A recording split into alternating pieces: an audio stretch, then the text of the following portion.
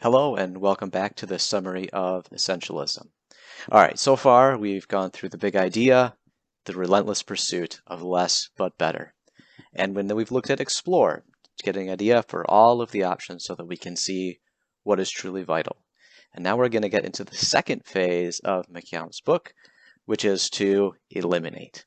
This is the part that requires courage and discipline, as we will get into. Because saying no is hard. But we need to remember that failing to say no is to say yes by default. So maybe instead of asking what should we say no to, we should say, all right, given the list of competing priorities, what should we say yes to, and then eliminate all the rest. Now there's 5 chapters in this section, and in this video I'm just going to focus on the first one, which is clarify, because I think this one's really key and important to understanding essentialism. See, we need to clarify because there is a cost to a lack of clarity. When there's a lack of clarity about goals, roles, things like that, people experience confusion, stress, and frustration, and they waste time on what is trivial. McKeown says, listen, when there's a lack of clarity within a team, couple of things could happen. One, people could play the politics game. In other words, they think they don't know what is really essential for the team to accomplish, so they just ask, what is going to help me get ahead? What's going to give me a heads up with my boss, right?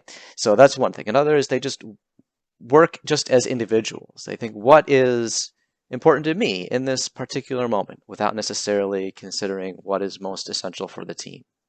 And so the team loses out on sustained forward momentum that comes from a combined effort.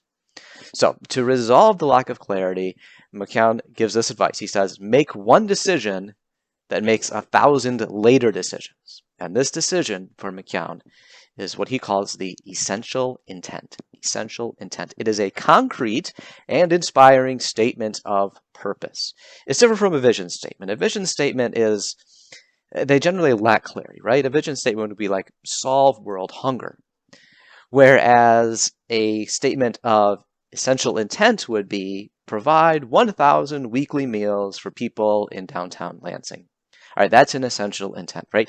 It's clear enough that it drives decisions.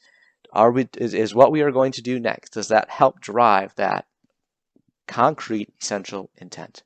So it needs to be able to answer the question, listen, if we could be truly excellent at one thing, what would it be? And it needs to be concrete enough so that we can answer at the end of the day whether or not we succeeded. How will we know if we succeeded?